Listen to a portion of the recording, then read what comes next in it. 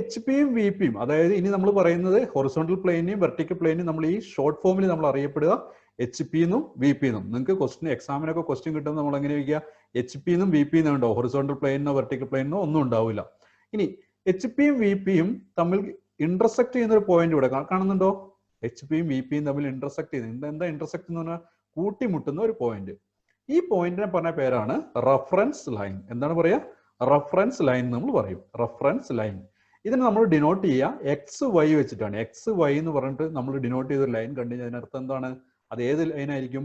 ഈ reference line ആയിരിക്കും. ഇനി ഇൻ ഫ്യൂച്ചർ നമ്മൾ ഡ്രോയിങ് വരയ്ക്കുന്ന സമയത്ത് ഈ വി പിയും എച്ച് പി ഒന്നും ഇങ്ങനെ വരച്ച് വെക്കൂല. എന്താ ചെയ്യുള്ളൂ? ഈ എക്സ് വൈ ലൈൻ മാത്രമേ വരയ്ക്കുള്ളൂ. അപ്പൊ നമ്മൾ എന്ത് മനസ്സിലാക്കണം? ഇതിന്റെ മുകളിലേക്ക് ഇങ്ങനെ വി പി ഉണ്ടെന്നും ഈ സൈഡിലേക്ക് എന്ത് എച്ച് പി ഉണ്ടെന്നും നമ്മൾ മനസ്സിലാക്കണം. ഓക്കെ, അപ്പൊ അതിനുവേണ്ടിയാണ് X Y line, reference plane നമ്മൾ എക്സ് വൈ ലൈൻ നമ്മൾ ഉപയോഗിക്കുന്നത്. ഓക്കെ, ഇനി ഇപ്പൊ നിങ്ങൾ നോക്കൂ, ഈ എച്ച് പിയും വി പിയും കൂടി ഇങ്ങനെ ഒരു ഇതിരിക്കുമ്പോൾ ഒരു 4 റൂം പോലെ തോന്നുന്നില്ലേ? 4ആയിട്ട് തിരിച്ച പോലെ തോന്നുന്നില്ലേ?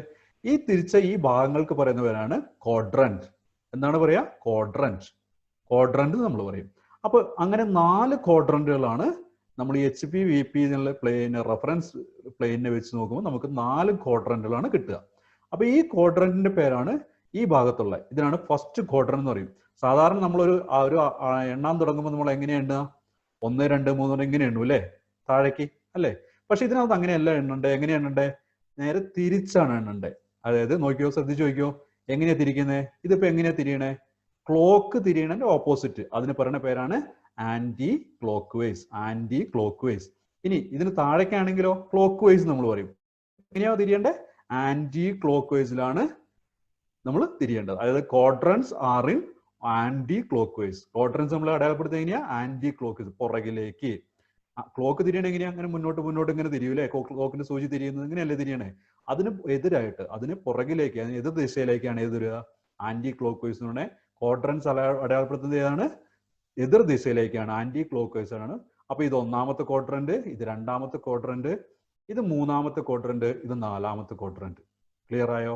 ഇനി നമുക്ക് ഒരു ഒബ്ജക്റ്റ് ഇതിൽ എവിടെ വേണമെങ്കിലും വെക്കാം. ഏത് ക്വാഡ്രന്റിൽ വേണമെങ്കിലും, ഫസ്റ്റ് ക്വാഡ്രന്റിൽ വെക്കാം, സെക്കൻഡ് ക്വാഡ്രന്റിൽ വെക്കാം, തേർഡ് ക്വാഡ്രന്റിൽ വെക്കാം, ഫോർത്ത് ക്വാഡ്രന്റിലും നമുക്ക് ഒബ്ജക്റ്റ് വെക്കാം.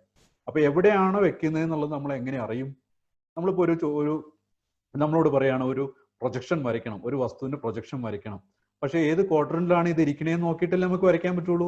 അപ്പൊ അത് എങ്ങനെ അറിയും? അപ്പൊ എക്സാമിന് നമുക്ക് ഇത് തരുക ഫസ്റ്റ് ക്വാഡ്രന്റിൽ ഇരിക്കുന്നു, സെക്കൻഡ് ക്വാഡ്രന്റിലാണ് വസ്തു, തേർഡ് ക്വാഡ്രന്റിലാണ് ഒബ്ജക്റ്റ്, ഫോർത്ത് ക്വാഡ്രന്റ് ഒബ്ജക്റ്റ് എന്നല്ല പറയുക. അതിന് പറയുന്ന ഒരു മെത്തേഡ് ഉണ്ട്. അപ്പൊ അതെന്താണെന്ന് നമുക്ക് നോക്കാം. അപ്പോ അത് നമ്മൾ ഇപ്പൊ ഇവിടെ നോക്കാം. ഇത് ഒന്നാമത്തെ ക്വാഡ്രന്റ് അല്ലേ? ഒന്നാമത്തെ ക്വാഡ്രന്റ് ഇതിനകത്ത് 1ാമത്തെ ക്വാഡ്രന്റ് ആണ് വസ്തു ഇരിക്കുന്നത് വെച്ചാൽ അപ്പൊ എന്ത് പറയും? In front of V P. Object is in front of V P. എന്താ ഇൻ ഫ്രണ്ട് എന്ന് പറഞ്ഞാൽ? മുൻപിൽ, വി പിയുടെ മുൻപിൽ. ഇനി object is in above H P, H പിയുടെ മുകളിൽ. അപ്പൊ ഏതായിരിക്കും സ്ഥലം വന്നേ? ഏതാ വന്നേ? ഫസ്റ്റ് ക്വാഡ്രന്റ് വന്നു. In front of V P, above H P, H പിയുടെ മുകളിൽ, വി പിയുടെ മുൻപിൽ, in front of V P. അപ്പൊ സെക്കൻഡ് ക്വാഡ്രന്റ് ആണല്ലോ. നിങ്ങളത് പറഞ്ഞു നോക്കിയേ, വി പിയുടെ പുറകിൽ അല്ലെ? പുറകിൽ എന്നാണ് ഉപയോഗിക്കുന്ന വാക്ക് ഏതാ? Behind V P. Object is in behind V P, above H P. Behind V P, above H P. അപ്പൊ ഇനി തേർഡ് ക്വാഡ്രന്റിലാണെങ്കിലോ object is in below H P, behind V P. Below H P എന്ന് പറഞ്ഞാൽ H പിയുടെ താഴെ. Behind V P എന്ന് പറഞ്ഞാലോ V പിയുടെ പുറകിൽ, വെർട്ടിക്കൽ പ്ലെയിന്റെ പുറകില്, എച്ച് പിയുടെ താഴെ. ഇനി ഫോർത്ത് ക്വാഡ്രന്റിലാണെങ്കിലോ object is in front of V P, below H P. In front of V P, below H P. H പിയുടെ താഴെ, വി പിയുടെ മുൻപിൽ. ക്ലിയർ ആയോ എല്ലാവർക്കും? ഇതൊരു ബേസിക് ആണ് നമ്മുടെ. പക്ഷെ ഈ ബേസിക് മനസ്സിലാവാതെ ഇനി അങ്ങോട്ടുള്ള ഒരു കാര്യവും നമുക്ക് മനസ്സിലാവില്ല. അതുകൊണ്ട് ഇത് കൃത്യമായിട്ട് നമ്മൾ മനസ്സിലാക്കിയിട്ട് തന്നെ പോകണം. ക്വാഡ്രന്റ്സ് അടയാളപ്പെടുത്തുക എങ്ങനെയാണ്? റിവേഴ്സിലാണ്, അതായത് anti clock വൈസിലാണ്.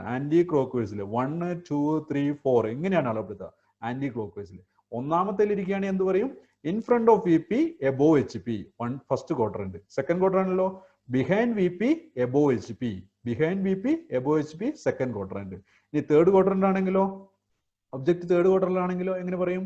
Below H P, behind V P. ഇനി ഫോർത്ത് ക്വാഡ്രന്റിലാണെങ്കിലോ below H P in front of V P എന്ന് പറയും. ഇനി അപ്പൊ നമ്മൾ ഇത് കണ്ടു അല്ലെ. അപ്പൊ ഈ ഒരു ഒബ്ജക്റ്റ് എങ്ങനെയാ നമ്മൾ പറയാ? ഈ ഒരു ഒബ്ജക്റ്റ് ഇത് ഏത് ക്വാഡ്രന്റിലാ? Second quadrant. സെക്കൻഡ് ക്വാഡ്രന്റ് എങ്ങനെ പറയും? Behind V P. Behind V P above H P. അപ്പൊ ഇതിലാണെങ്കിലോ തേർഡിലാണെങ്കിലോ below H P behind V P. Below H P behind V P. Object is in behind V P below H P. അപ്പൊ ഇതിന് fourth quadrant ആണെങ്കിലോ എങ്ങനെ പറയും? Object is in front of V P behind below H P. In front of V P below H P. Clear ആയോ എല്ലാവർക്കും? ഇതൊരു കുറെ പ്രാവശ്യം നമ്മളൊന്ന് പറഞ്ഞു നോക്കാം. ഇനി അതിനെ ഒന്ന് ഈസി ആക്കാൻ ഞാൻ ഒരു കാര്യം കൂടി പറഞ്ഞുതരാം.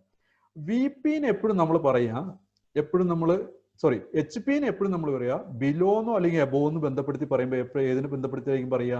എച്ച് പിനെ ബന്ധപ്പെടുത്തിയായിരിക്കും പറയാ. Above H P, below H P. ഒരിക്കലും എന്ത് പറയില്ല? ബിലോ വി പി എന്നും എബോ വി പി എന്നും പറയില്ല. കാരണം എന്താ? വി പി എങ്ങനെ നിൽക്കുന്ന പ്ലെയിനാ? വെർട്ടിക്കൽ നിൽക്കുന്ന പ്ലെയിനാണ്. വെർട്ടിക്കലിന്റെ താഴെയും മുകളിൽ പറയാമല്ലോ? ഇല്ല, അവിടെയൊന്നും നമുക്ക് പ്ലെയിൻ ഇല്ലാത്തതുകൊണ്ട് നമ്മൾ എന്ത് പറയില്ല? ഈ മുകളിലും താഴെന്ന് എപ്പോഴും ഏതിനെ പറയുള്ളൂ? ഹൊറിസോണ്ടൽ പ്ലെയിനിന്റെ മുകളിലും താഴെന്നേ പറയുള്ളൂ. ക്ലിയർ ആവുന്നുണ്ടോ? അപ്പൊ ബിലോ എച്ച് പി എന്ന് പറയുമ്പോൾ ഏതൊക്കെ വരാൻ സാധ്യതയുണ്ട്? സെക്കൻഡ് ക്വാഡ്രന്റും വരാം, ഫോർത്ത് ക്വാഡ്രന്റും തേർഡ് ക്വാഡ്രന്റും വരാം, ഫോർത്ത് ക്വാഡ്രന്റും വരാം. ഏതില്? Below H P. Above H P എന്ന് പറയുമ്പോഴോ സെക്കൻഡ് ക്വാഡ്രന്റും വരാം, ഫസ്റ്റ് ക്വാഡ്രന്റും വരാം. ക്ലിയർ ആയോ? എബോ എച്ച് പി എന്ന് പറയുമ്പോൾ സെക്കൻഡ് ക്വാഡ്രന്റും വരാം, ഫസ്റ്റ് ക്വാഡ്രന്റും വരാം. ബിലോ എച്ച് പി എന്ന് പറയുമ്പോൾ ഫോർത്ത് ക്വാഡ്രന്റും വരാം, തേർഡ് ക്വാഡ്രന്റും വരാം. ഇനി അടുത്തത് നമ്മൾ പറയുന്നത് വി പിനെ ബന്ധപ്പെടുത്തി എങ്ങനെ പറയും? വി പി എന്നുള്ള പ്ലെയിനെ ബന്ധപ്പെടുത്തി നമ്മൾ പറയുമ്പോൾ എപ്പോഴും എന്താ പറയുള്ളൂ? ബിഹൈൻഡ്. ബിഹൈൻഡ് എന്ന് പറഞ്ഞാൽ എന്താ? പുറകിൽ. ഇതെന്താ? ഇൻഫ്രണ്ട്. ഇൻഫ്രണ്ട് എന്ന് പറഞ്ഞാൽ എന്താ? മുൻപിൽ. അപ്പൊ വി പിയുടെ മുൻപില് അല്ലെങ്കിൽ വി പിയുടെ പുറകില്. അപ്പൊ വി പിയുടെ മുൻപിൽ എന്ന് പറഞ്ഞാൽ ഏതൊക്കെ വരും? ഒന്നാമത്തെ ക്വാഡ്രന്റ് വരാം, ഫോർത്ത് ക്വാഡ്രന്റ് വരാം, ഫസ്റ്റ് ക്വാഡ്രന്റ് വരാം, fourth quadrant. Behind V P എന്ന് പറയുമ്പോഴോ സെക്കൻഡ് ക്വാഡ്രന്റും വരാം, തേർഡ് ക്വാഡ്രന്റും വരാം. ഇനി ഓക്കെ, ഇത് നമുക്ക് മനസ്സിലായി തോന്നല്ലോ. ഇനി ഞാൻ പറഞ്ഞു നേരത്തെ ഒരു പ്രൊഫൈൽ പ്ലെയിൻ എന്ന് പറഞ്ഞ പ്ലെയിൻ എന്ന് പറഞ്ഞു അല്ലെ? പ്രൊഫൈൽ പി പി എന്ന് പറഞ്ഞത്. ഇപ്പൊ ഇവിടെ നമ്മൾ കണ്ടു ഇത് വെർട്ടിക്കൽ പ്ലെയിൻ, ഇത് ഹൊറിസോണ്ടൽ പ്ലെയിൻ. ഇതിന്റെ സൈഡിൽ ഇവിടെ പുറകിൽ ഒരു പ്ലെയിൻ കണ്ടോ? ഇതിന് പറയുന്ന പേരാണ് പ്രൊഫൈൽ പ്ലെയിൻ. Profile plane. അത് എന്തിനാണ് ഉപയോഗിക്കുന്നത് നമ്മൾ അടുത്ത ക്ലാസ്സുകളിൽ നമ്മൾ പഠിക്കും. ജസ്റ്റ് മനസ്സിലാക്കി വയ്ക്കുക, ഇങ്ങനെ ഒരു പ്ലെയിനും കൂടി ഉണ്ട്, പ്രൊഫൈൽ പ്ലെയിൻ. ഓക്സിലറി വെർട്ടിക്കൽ പ്ലെയിനും കൂടി അതിനൊരു പേരുണ്ട്. എന്തൊരു പേരുള്ള? ഓക്സിലറി വെർട്ടിക്കൽ പ്ലെയിനും കൂടി അതിനൊരു പേരുണ്ട്. ഓക്കെ, അപ്പൊ ഇനി അക്കോർഡിംഗ് ടു പ്രൊജക്ടേഴ്സ്, ഞാൻ നേരത്തെ നമ്മൾ ആദ്യം പറഞ്ഞതിലേക്ക് പോവാണ്. According two types of projectors visual raise. അങ്ങനെ നമ്മൾ രണ്ടായിട്ട് തരംതിരിച്ചു ഞാൻ നേരത്തെ പറഞ്ഞു അല്ലെ? നമ്മൾ ആദ്യം പ്രൊജക്ഷനെ തരംതിരിച്ച കാര്യങ്ങൾ പറഞ്ഞപ്പോൾ നമ്മൾ പറഞ്ഞില്ലേ? അതിനിപ്പോ ഒന്നാണ് പെർസ്പെക്റ്റീവും പാരലലും. അപ്പൊ എന്താണ് പെർസ്പെക്റ്റീവ്? ഇപ്പൊ ഇവിടെ ഞാനൊരു ഒബ്ജക്റ്റ് വെച്ചിരിക്കുകയാണ്. ഒരു ഒബ്ജക്റ്റ് ഞാൻ വെച്ചിരിക്കുന്നു. ഇവിടെ ഞാൻ നിന്ന് നോക്കുകയാണ്. ഈ നോക്കുന്ന സമയത്ത് എൻ്റെ കണ്ണിൽ നിന്ന് പോകുന്ന രശ്മികൾ ഇതിന്റെ ഒരു കോർണറിൽ തട്ടിയിട്ട് നമ്മുടെ ഒരു ചുമര്, ഇവിടെ ഒരു ചുമരുണ്ട് നിൽക്കുക, ആ ചുമരിൽ ഒരു രൂപം നമുക്ക് കിട്ടും. അപ്പൊ അതെങ്ങനെയാ കിട്ടുക? ഇവിടുന്ന് പോകുന്നത് കൺവേർജന്റ് ആണ് പോണത്. എന്താ കൺവേർജന്റ്? വികസിച്ച് പോയിക്കൊണ്ടിരിക്കുക. അതായത് വീതി കൂടിയല്ലേ വരുന്നത്. അതിന് പറയുന്ന പേരാണ് കൺവേർജന്റ്. അപ്പൊ പെർസ്പെക്റ്റീവിന് വേറെ പേരും കൂടി നമ്മൾ പറയും. എന്തെന്ന് പറയും? കൺവേർജന്റ് എന്നും കൂടി നമ്മൾ പറയും. കൺവേർജന്റ്. ഇത് നിങ്ങൾ വീട്ടിലൊരു പരീക്ഷണം ചെയ്ത് നോക്കുക. ഇതേപോലെ ഒരു ബോക്സ് ഒരു സ്ഥലത്ത് ഒരു സ്റ്റാൻഡിൽ വെക്കുക. ഇപ്പൊ ഒരു ടിവിയുടെ ഒക്കെ ഫ്രണ്ടിൽ വെക്കാം. ടിവിയുടെ നിന്ന് കുറെ ദൂരം വിട്ടിട്ട് ഈ ബോക്സ് വെക്കാൻ നിൽക്കുക. നമ്മൾ ഇവിടെ വന്ന് നിൽക്കുക. ഇതിനോട് അടുത്ത് നമ്മൾ നിൽക്കുമ്പോൾ, ഈ ബോക്സിനോട് അടുത്ത് നിൽക്കുമ്പോൾ നമുക്ക് ടി വി ഒന്നും കാണാൻ പറ്റാത്ത രീതി മുഴുവനായിട്ട് മറയ്ക്കുന്നത് കാണാം. എന്താ കാരണം? നമ്മുടെ കണ്ണിലെ റേസ് ഇവിടെ വന്ന് തട്ടിയിട്ട് ഈ ടി വിനെ നമുക്ക് കാണാൻ പറ്റിയതിൽ ഇതിന്റെ ഭാഗമാണ് എവിടെ നമ്മൾ കാണുന്നത്? ഈ ഭാഗത്തേക്ക് നമ്മൾ കാണുന്നത്. ഇനി നമ്മൾ കുറച്ച് ദൂരേക്ക് മാറി നോക്കുക. പുറകിലേക്ക് മാറി നോക്കുമ്പോൾ എന്ത് സംഭവിക്കും? ഇതിലേക്ക് നോക്കുമ്പോൾ ടി വിയുടെ കുറച്ച് ഭാഗങ്ങൾ നമുക്ക് കാണാൻ പറ്റുന്നതായിട്ട് നോക്കും. അപ്പൊ എന്ത് നിങ്ങൾക്ക് മനസ്സിലാക്കാം?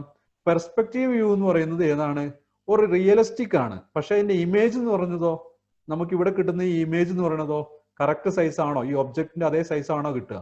അല്ല. അത് നമ്മുടെ ഒബ്സർവറും ഈ വസ്തുവിന്റെ ഈ ദൂരവും അല്ലെങ്കിൽ ഈ ദൂരവും തമ്മിലുള്ള ബന്ധപ്പെട്ട് വ്യത്യാസപ്പെട്ടുകൊണ്ടേയിരിക്കും. ക്ലിയർ ആവുന്നുണ്ടോ? പെർസ്പെക്റ്റീവ് വ്യൂ എന്ന് പറയുന്നത്. പെർസ്പെക്റ്റീവ് വ്യൂ ആണ് റിയലിസ്റ്റിക് വ്യൂ എന്ന് നമ്മൾ പറയണേ. കാരണം ഒരാളുടെ കണ്ണിന്ന് കറക്റ്റ് ആയിട്ട് വരുന്ന വ്യൂസിലാണ് നമുക്കത് കാണാൻ പറ്റുക. പക്ഷെ ഇതിന്റെ ഈ ദൂര വ്യത്യാസം, അതായത് ഒബ്ജക്റ്റും ഈ ഒബ്സർവർ എന്ന് പറഞ്ഞാൽ നോക്കുന്ന ആളുടെയും തമ്മിലുള്ള ദൂരവും, അല്ലെങ്കിൽ വ്യൂ ഈ പ്ലെയിനിന്റെയും ഒബ്ജക്റ്റിന്റെയും തമ്മിലുള്ള ദൂരമായിട്ട് ഇത് എന്ത് ചെയ്യും? വ്യത്യാസപ്പെടും. നിങ്ങളിതൊന്ന് പരീക്ഷിച്ച് നോക്കണം വീട്ടില്. അപ്പൊ നിങ്ങൾക്ക് ഇത് പിന്നെ ഒരിക്കലും നിങ്ങൾ എന്ത് മറക്കില്ല? പെർസ്പെക്റ്റീവ് വ്യൂ എന്താ നിങ്ങൾ ഒരിക്കലും മറക്കില്ല. ഓക്കെ, ക്ലിയർ ആയല്ലോ? അപ്പൊ ഇതിൽ കാണുന്ന ഈ റേസ് ഉണ്ടല്ലോ, അതായത് നമ്മുടെ കണ്ണിൽ നിന്ന് പോയിട്ട് ഇതിന്റെ കോർണറിൽ ടച്ച് ചെയ്ത് ആ കോർണറിൽ കൂടെ കടന്നു പോകുന്ന ആ രേഖ, അതായത് ഇവിടെ ഒരു പ്രതിബിംബം ഉണ്ടാക്കുന്ന രേഖ. ഇനി ഇത് വേറെ രീതിയിൽ നമുക്ക് ചെയ്യാം കേട്ടോ. ഈ ആൾക്ക് പകരം എന്ത് ചെയ്യുക, അങ്ങനെ ഒരു ഒബ്ജക്റ്റ് നമ്മൾ ടോർച്ച് അടിച്ചു നോക്കുക. ടോർച്ച് അടിച്ച് കഴിയുമ്പോൾ അതിന്റെ ഒരു നിഴല് നമുക്ക് ഇവിടെ കാണാൻ പറ്റും. നിഴല്, ഇങ്ങനെ ഒരു ഒബ്ജക്റ്റിന് നിഴല് കാണാൻ പറ്റും. നമ്മൾ ഈ ടോർച്ച് അടുപ്പിച്ചുകൊണ്ട് വരും തോറും ഈ നിഴലിന് എന്ത് വരും, നിഴലിന്റെ വീതി വലുപ്പം കൂടിക്കൂടി വരുന്നത് നമുക്ക് കാണാൻ പറ്റും. ടോർച്ച് ദൂരേക്ക് കൊണ്ടുപോകുന്ന തോറും എന്ത് സംഭവിക്കും, ഈ നിഴലിന്റെ ഇത് കുറഞ്ഞു കുറഞ്ഞു വരുന്നതായിട്ട് നമുക്ക് കാണാൻ പറ്റും. നിങ്ങൾ ചെയ്ത് നോക്കണം അങ്ങനെ കേട്ടോ. വീട്ടിലിരിക്കുമ്പോൾ സമയത്ത് ഫ്രീ ആയിട്ടൊക്കെ ഇരിക്കുമ്പോൾ സമയം കളയാൻ വേണ്ടിയിട്ട് നിങ്ങളിപ്പോൾ പല പരിപാടിയും ചെയ്തുകൊണ്ടിരിക്കുകയല്ലേ, അതിന്റെ കൂട്ടത്തിൽ ഇതും കൂടി ചെയ്ത് നോക്കുക. അപ്പൊ നമ്മൾ ഒരിക്കലും എന്ത് മറക്കില്ല, പെർസ്പെക്റ്റീവ് വ്യൂ മറക്കില്ല. അപ്പൊ എന്താ പറഞ്ഞു, അത് കൺവേർജന്റ് ആയിട്ടാണ് ഇതിന്റെ റേസ് പോകുന്നതെന്ന് ഞാൻ പറഞ്ഞു. അപ്പോൾ ഇതിന് നമ്മൾ ഈ പറയുന്ന ഈ ചുമരിന് പറയുന്ന പേരാണ് പ്ലെയിൻ ഓഫ് പ്രൊജക്ഷൻ എന്ന് പറയുന്നത്. പ്ലെയിൻ ഓഫ് പ്രൊജക്ഷൻ അത് ഏത് പ്ലെയിൻ ആണ് ഞാൻ നേരത്തെ പറഞ്ഞ HP അല്ലെങ്കിൽ VP. ഇതിപ്പോ നിങ്ങൾ നോക്കുമ്പോൾ ഏത് പ്ലെയിൻ ആയിരിക്കും, വെർട്ടിക്കലാണ് നിൽക്കുന്നത് അല്ലേ, ഏതായിരിക്കും, vertical plane, VP vertical plane ആയിരിക്കും അല്ലേ.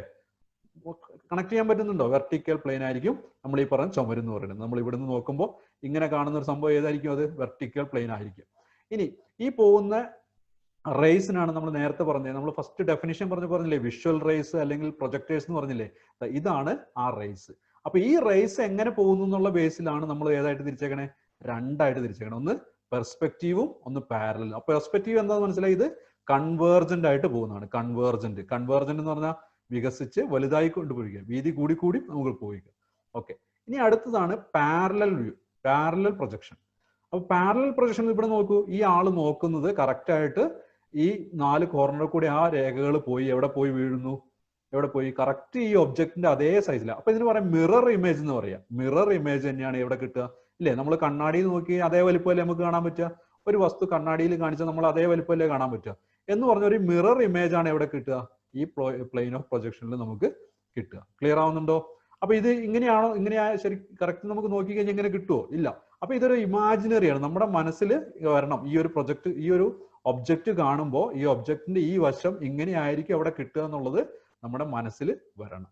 അപ്പൊ ഇതിനാണ് ഏതെന്ന് പറയുന്നത്, പാരലൽ ആയിട്ടായിരിക്കും ഇത് പോവുക. ഇതിന്റെ ഈ വിഷ്വൽ റേസ് അല്ലെങ്കിൽ പ്രൊജക്ടേഴ്സ് എല്ലാം ഒരു ലൈനിന് പാരലൽ ആയിട്ടായിരിക്കും പോവുക. മറ്റേത് എങ്ങനെയായിരുന്നു, ഒരു പോയിന്റിൽ നിന്ന് വലുതായി പോയിക്കൊണ്ടിരിക്കുന്നു, വീതി കൂടി കൂടി വരും. ഇവിടെ അങ്ങനെയാണോ, അല്ല, പാരലായിട്ട്, ഒന്നിന് പാരലായിട്ട് നമ്മൾ ഈ റേസ് പോയിക്കൊണ്ട്. ഇനി ഈ പ്ലെയിൻ ഓഫ് പ്രൊജക്ഷനിൽ ഈ ലൈനും ഈ പ്ലെയിൻ ഓഫ് പ്രൊജക്ഷൻ, അതായത് പ്രൊജക്ടറും ഈ പ്ലെയിൻ ഓഫ് പ്രൊജക്ഷനും നമ്മൾ ഉണ്ടാക്കുന്ന ഒരു ആംഗിൾ എന്ന് പറഞ്ഞാൽ 90 ഡിഗ്രി ആയിരിക്കും. ഇവിടെ നോക്കുമ്പോൾ നമുക്ക് 90 ഡിഗ്രി ആയിട്ട് തോന്നൂല, കുറവായിട്ടാണ് തോന്നുന്നത്. കാരണം എന്താ, ഇതിങ്ങനെ ചെരിഞ്ഞിരിക്കുന്നതുകൊണ്ടാണ് നമുക്ക് അങ്ങനെ തോന്നുന്നത്. ശരിക്കും അവിടുത്തെ ആംഗിൾ എത്രയായിരിക്കും, 90 ഡിഗ്രി ആയിരിക്കും. ഏതായിട്ട്, പ്ലെയിൻ ഓഫ് പ്രൊജക്ഷനും ഈ പ്രൊജക്ടറും തമ്മിലുള്ള ആംഗിൾ 90 ഡിഗ്രി. അങ്ങനെയുള്ളതിനാണ് എന്ത് പറയുന്നത്, പാരലൽ പ്രൊജക്ഷൻ എന്ന് പറയുന്നത്. അപ്പൊ ഇത്രയും കാര്യങ്ങൾ നിങ്ങൾക്ക് മനസ്സിലായെന്ന് വിചാരിക്കുന്നു. വീഡിയോ 1 or 2 പ്രാവശ്യം കാണുക. എന്തെങ്കിലും സംശയങ്ങളൊക്കെ ഉണ്ടെങ്കിൽ എന്നോട് ചോദിക്കുക. അപ്പൊ നല്ലൊരു ദിവസം ആശംസിക്കുന്നു, നന്നായിട്ട് മനസ്സിലാവട്ടെ. അപ്പൊ ഇത് മനസ്സിലായിട്ട് നമുക്ക് അടുത്തൊരു ഇതിലേക്ക് പോയിട്ട് കാര്യമുള്ളൂ. അതുകൊണ്ട് ഇത് മനസ്സിലാവുന്നവരെ കാണുക. എന്തെങ്കിലും ഡൗട്ടുകളൊക്കെ ഉണ്ടെങ്കിൽ ചോദിക്കുക. ഞാൻ നേരത്തെ പറഞ്ഞ പെർസ്പെക്റ്റീവ് വ്യൂവിന്റെ ഒക്കെ ഇങ്ങനെ നമ്മൾ ചെയ്തു നോക്കാൻ പറഞ്ഞൊക്കെ ചെയ്തു നോക്കുക. ഇതിന്റെ നോട്ട്സ് ഒക്കെ നമ്മൾ ഈ സ്ലൈഡ്സിൽ കൊടുത്തിട്ട് നോട്ട്സ് ഒക്കെ ഒരു ബുക്കിലേക്ക് എഴുതുക. അപ്പൊ എല്ലാവർക്കും നല്ലൊരു ദിവസം ആശംസിക്കുന്നു. സേഫ് ആയിട്ടിരിക്കുക. Thank you.